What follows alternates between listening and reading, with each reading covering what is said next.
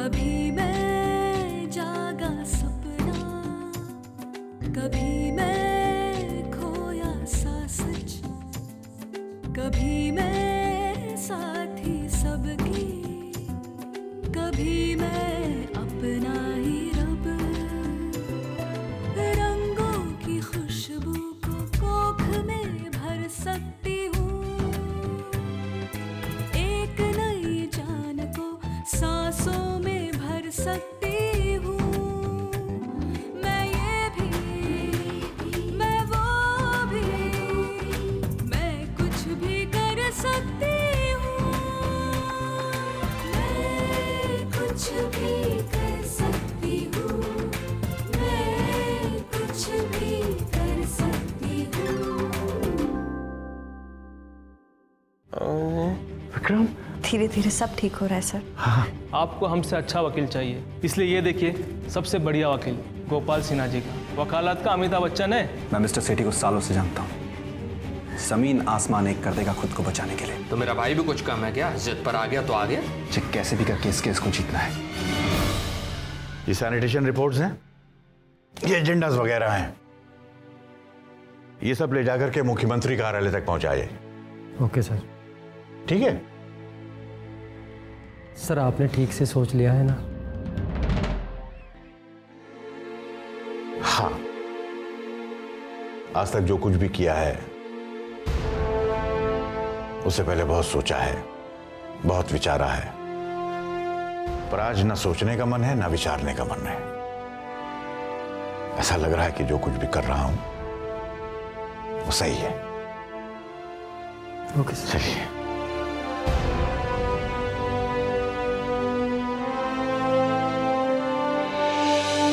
अरे मुख्यमंत्री जी, नमस्कार। नमस्कार। आइए नमस्कार। कैसे हैं? जी सर। बैठिए बैठिए। आप बैठिए। अरे आप बैठिए। सर, आप मुख्यमंत्री हैं सर, आप बैठिए प्लीज।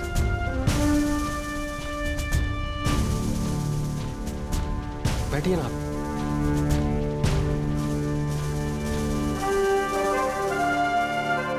आपने क्यों तकलीफ की? सर, मुझे बता दिया होता मैं खुद ही आ जाता आपके पास। आपने तकलीफ दे ही दी है तो उठा भी लेंगे। सर, मैंने हैंडओवर के सारे कागजात, प्रोजेक्ट फाइल्स, टेंडर कॉपीज वो सब आपके कार्यालय पहुंचाने के लिए बोल दिया है। अखबारों से आपके इस्तीफे के बारे में जानकर अच्छा नहीं लगा हमें। हम कॉलेज फ्रेंड हैं, कम से कम एक बार कहा तो होता। सर, दोस्ती इस्तीफे के आड़े आ जाती, इसलिए नहीं बताया। राजनीति आप हमसे ज्यादा जानते हैं। कॉलेज के जमाने में आप प्रेसिडेंट हुआ करते थे और आपको देखकर ही हमने राजनीति में आने की जरूरत की थी। ये राजनीति के दावपेच आपसे अच्छे भला कौन जान सकता है। हम तो आपसे बस यही कहना चाहेंगे कि भावुकता में आकर कोई फैसला नहीं लेना चाहिए। ये आरोप प्रत्यारोप ये सब तो चलता रहता है। इन आरोपों की वजह से कोई कुर्सी छोड़ता है क्या? आप तो हमारा दाहिना हाथ थे, आप हमारे औजार थे, हमारे हथियार भी थे। मैं एक पिता भी था, ये भूल गया था। लेकिन जो कुछ भी हुआ उसमें तुम्हारा कोई दोष नहीं था। हर कोई अपने कांधे से जिम्मेदारी झटक देगा और अपने हाथ ऊपर उठा लेगा और कह देगा कि वो जिम्मेदार नहीं है, तो कैसे चलेगा सर? किसी ना किसी की तो जिम्मेदारी लेनी ही होगी ना, किसी ना किसी को तो कानून के रास्ते पर चलना ही होगा। मैं राज करने के लिए राजनीति में नहीं आया था सर, मैं सेवा करने के लिए आया था।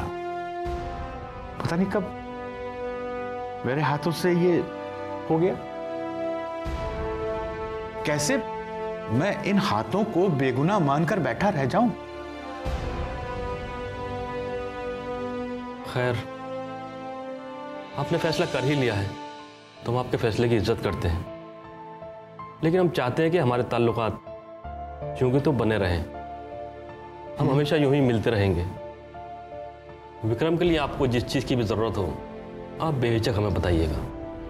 सर, मानवता हॉस्पिटल ने मुझसे भी ज्यादा मेरे बेटे का ख्याल रखा है। डॉक्टर स्नेहा जब तक वहां पर है, मुझे किसी और डॉक्टर की जरूरत नहीं है। उनके हाथों में करिश्मा है सर। मैं भी करिश्मे के इंतजार में हूं। कब मेरा बेटा उठे और मुझे गले लगाए।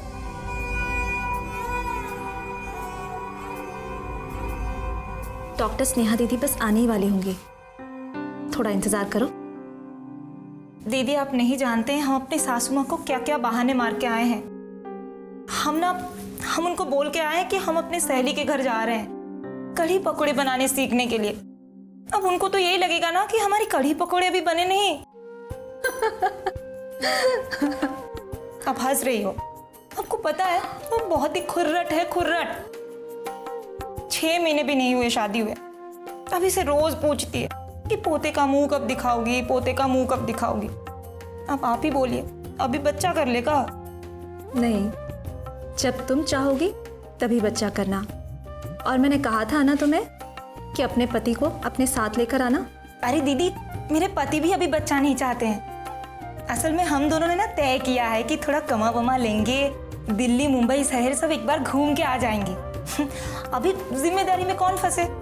उन्होंने तो मुझे खुद कहा, जाओ एक बार होके आओ और सब कुछ समझ के आ जाओ।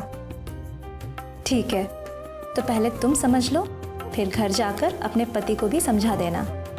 हाँ दीदी, एक बात पूछे? वो क्या है ना, वो कंडोम तो इस्तेमाल करते हैं, मगर कुछ और उपाय है क्या? क्योंकि अगर कंडोम ना रहा तो तब तुम गोलियां भी खा सकती हो। गोलियां कैसे लेना है ये तुम्हें डॉक्टर स्नेहा समझाएंगी। फिर बच्चा होना ना होना ये तुम्हारे हाथ में है। नहीं दीदी, वो हम नहीं कर सकते हैं। हम बहुत ही भुलक्कड़ हैं। अब गोलियां लेने में कुछ ऊंच नीच होगा तो और अच्छा तरीका है कॉपर टी। Copper T? वो क्या है दीदी? कॉपर टी ये देखने में बहुत ही छोटा लगता है, पर ये एक औरत की सबसे बड़ी सुरक्षा करता है। ये किसी भी ट्रेंड एएनएम दीदी या डॉक्टर से लगाया जा सकता है। पहले एएनएम दीदी तुम्हारी जांच करेंगे, देखेंगे कि कहीं तुम्हें इन्फेक्शन तो नहीं है। इसके बाद ही तुम्हारे बच्चेदानी में इसे लगाएंगे। फिर तुम तय कर सकती हो कि तुम इसे 3, 5 या 10 साल तक चाहिए या नहीं। जब तुम बच्चा चाहोगी तब तुम इसे फिर से हटवा सकती हो। अरे दीदी, यही सही है हमारे जैसे भुलक्कड़ लड़कियों के लिए। कॉपर टी, हाँ कॉपर टी ही सही है। अच्छा ठीक है, तुम अपने पति को लेकर आओ, दोनों साथ में डॉक्टर स्नेहा से मिल लेना, फिर तय कर लेना कॉपर टी के बारे में। ठीक है? और हाँ मालती, तुम अगली बार अपने सास को क्या बहाना बताओगी? सासू माँ को? हाँ, उनको बोल दूंगी ना कि माँ जी आपके लिए ना मैं गोंद के लड्डू कैसे बनाते हैं वो सीखने जा रही हूँ सहेली के पास से। क्या है ना, उनको बहुत ही पसंद है। नमस्ते दीदी, हम चलते हैं। नमस्ते। और कॉपर टी बहुत ही अच्छा है।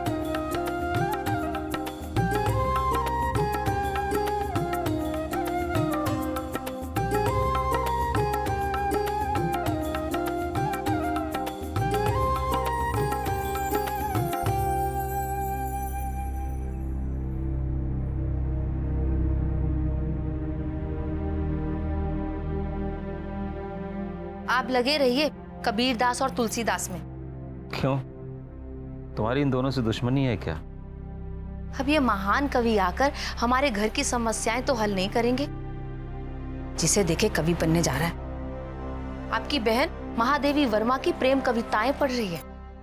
प्रेम कविताएं नहीं, महादेवी वर्मा की छायावादी कविताएं होती हैं। आपकी यही तो खासियत है। हम बात आम की करेंगे और आप इमली समझेंगे।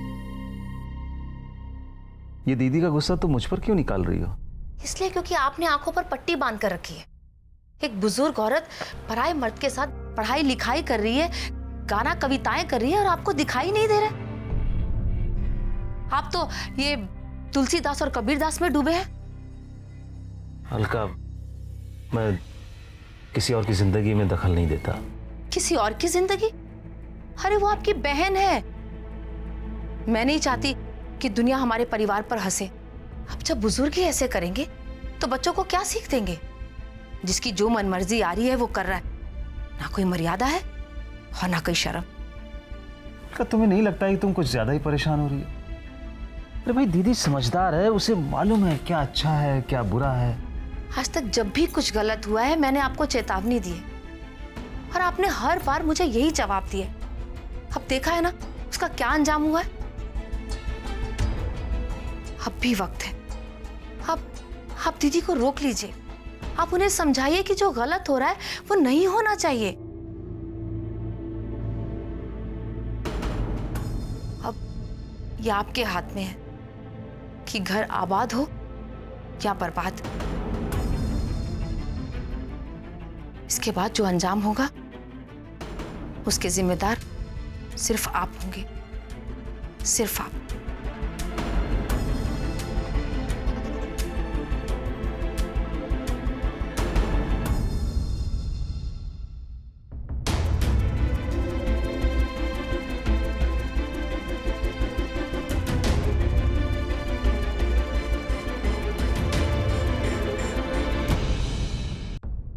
Your honour, Sethi pharmaceutical company पिछले 25 सालों से दवाइयां बनाती आ रही है और सप्लाई कर रही है, और आज उन पे ये बेबुनियादी इल्जाम लगाया जा रहा है। एक टेंडर कानूनी तौर पे पास किया गया, और जब हमारी दुश्मन कंपनी हमारी क्वालिटी, हमारी कीमतों से लड़ नहीं सके तो उन्होंने ये घटिया साजिश रच दी। कोर्ट को बहकाया जा रहा है विनोद। योर ऑनर, कोर्ट के आदेश पर पुलिस की स्पेशल इन्वेस्टिगेशन टीम बनाई गई जिसने इंटरिम रिपोर्ट सबमिट की है, और उस रिपोर्ट में साफ साफ बताया गया है कि कैसे नकली दवाइयों और एक्सपायर्ड दवाइयों का गोरखधंधा हुआ है। योर लॉर्डशिप, ये दवाई सेठी फार्मास्यूटिकल कंपनी ने बनाई नहीं है। प्रतिद्वंदी कंपनी ने ये नकली दवाइयां बनाकर सेठी फार्मास्यूटिकल कंपनी के नाम पे मुफ्त में बंटवा दी। इनकी तो जांच होनी चाहिए योर ऑनर, लंदन लेबोरेटरीज में जाना चाहिए। मिनिस्टर साहब ने खुद हस्ताक्षर किए थे, और वो अखबार में तो छप ही चुका है। हमारे नेता नरेंद्र सिंह के कारनामे, वो भी हमने कोर्ट को पेश किया। योर ऑनर, ये एक ओपन और शट केस है।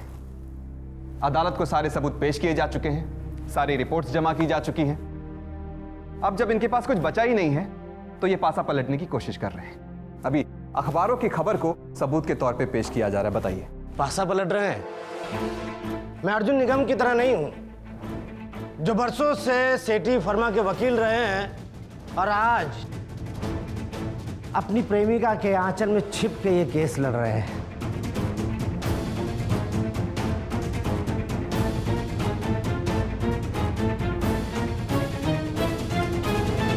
Please continue. इनका प्रोफेशनल जीवन ऐसा है कि हमें पता चला है कि हमारे कॉम्पिटिटिव कंपनी ने इन्हें 1 करोड़ का झुनझुना दिया है। अरे ये ज़मीर की बात करते हैं। कहाँ गया था इनका ज़मीर जो आज तक इन्होंने एक भी केस बिना पैसे के नहीं लड़ा और ना ही किसी की बिना पैसे मदद की। और आज कहां से इनका ज़मीर जाग गया जो सरकारी वकील बन गए। दल बदलू वकील से बेहतर मगरमच्छ होता है।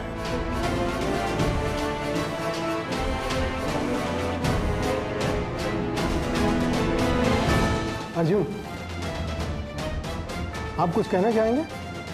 No objection my lord, please continue. ये क्या कहेंगे? ये तो छिपाए फिर रहे हैं अपनी प्रेम की दास्तान। इसकी प्रेमिका स्नेहा, डॉक्टर स्नेहा, वो शहर छोड़ के आ गई है प्रतापपुर में। समाज सेविका का नाटक करके लोगों का दिल जीत लिया, इसीलिए नेता लोग इनसे मदद मांगते हैं वोट के लिए। स्नेहा जी का काम बनता है, पैसा बनता है, सरकारी मदद मिलती है इन्हें, बस सब के सब पैसा चूस रहे हैं जौ की तरह पब्लिक का।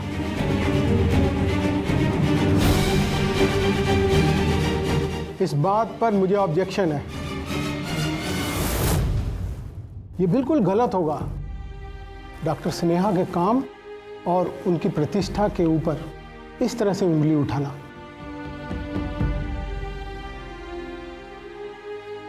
मैं डॉक्टर स्नेहा से मिला हूँ। प्रतापपुर और उसके आसपास के गांव में जो उन्होंने काम किया है सराहनीय है। कोई दूसरा काम नहीं कर सकता ऐसा। वे प्रेरणा है इस समाज के लिए, इसलिए आप उन पे इल्जाम ना लगाइए। लेकिन यह बात मेरे प्रतिद्वंदी वकील को समझ में नहीं आई शायद, क्योंकि बड़ी डिग्री पाकर ये बड़े वकील तो बन गए, लेकिन एक सभ्य इंसान ना बन सके जो औरतों की इज्जत करना जानता हो। और ये इतना नीचे गिर चुके हैं कि एक ऐसी कंपनी की तरफदारी कर रहे हैं जो अपने मुनाफे के लिए लोगों की जान ले रहा है, दवाइयों की जगह जहर बेच रहे हैं। सरकारी बिगुल बजा रहे हैं बस।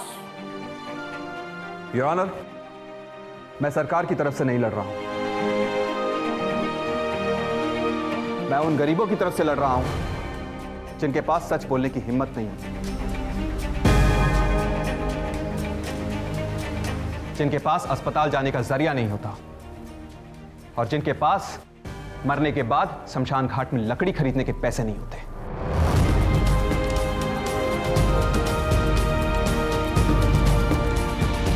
जहां तक रही डॉक्टर स्नेहा की बात,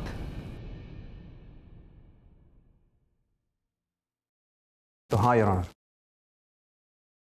मैं और स्नेहा एक दूसरे के मंगेतर थे, प्रेम में थे, लेकिन फिर हम अलग हो गए और आज हम एक दूसरे के साथी नहीं, एक दूसरे की पहचान है। योर ऑनर, डॉक्टर स्नेहा के साथ काम करने का मौका सिर्फ नसीब वालों को मिलता है और वो नसीब मुझे आज तक नसीब नहीं हुई। मैं अपने काबिल वकील और दोस्त से यह कहना चाहूंगा कि अगर उनके रिश्तों का चिट्ठा यहां खोला गया तो वो इस कोर्ट में तो क्या, आईने में भी मुंह दिखाने लायक नहीं रहेंगे। मुझे मालूम है कि बहुत बड़े वकील हैं, लेकिन ये इतने छोटे इंसान हैं कि मुझे आज पता चला और ये जानकर मुझे बहुत ठेस पहुंची है। योर ऑनर, सेठी फार्मास्यूटिकल्स की इन्वेस्टिगेशन इस वक्त बहुत ही नाजुक मोड़ पे है और मैं आपसे दरख्वास्त करूंगा कि इस वक्त मिस्टर सेठी जहां पर हैं उन्हें वहीं रखें तो समाज और इंसाफ दोनों के लिए बेहतर होगा। That's all your honour.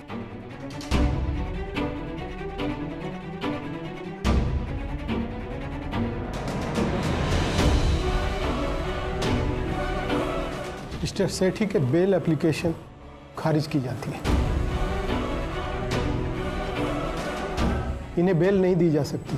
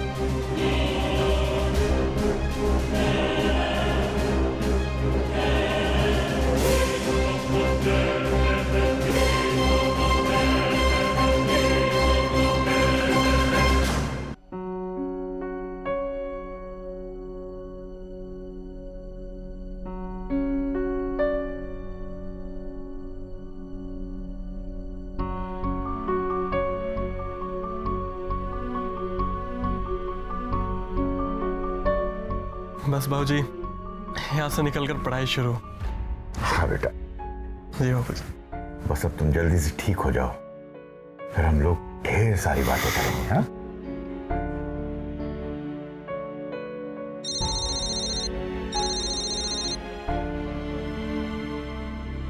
हाँ अर्जुन। स्नेहा, तुम्हारे लिए एक अच्छी खबर है। मिस्टर सेठी को बेल नहीं मिली। अर्जुन, अगर ये केस तुम नहीं लड़ रहे होते ना, तो सेठी जी को जरूर जमानत मिल जाती।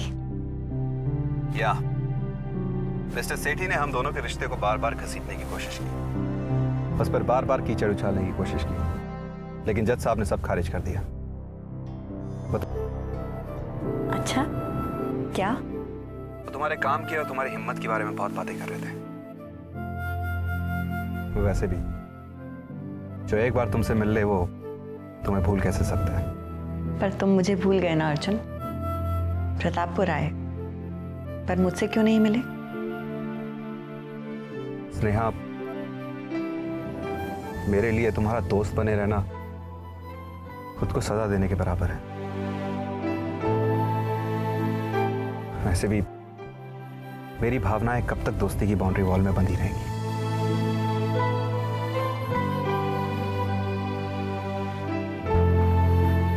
खैर, जाने दो। मेरे इन सवालों से तुम भी खामखा परेशान हो जाओगी। इसीलिए मेरे पास सिर्फ दो ही रास्ते हैं। पहला रास्ता यह कि मैं तुमसे मिलूं ही ना,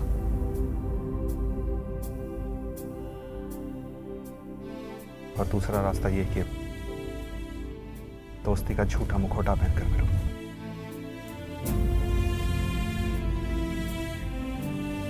मैंने पहला रास्ता चुना।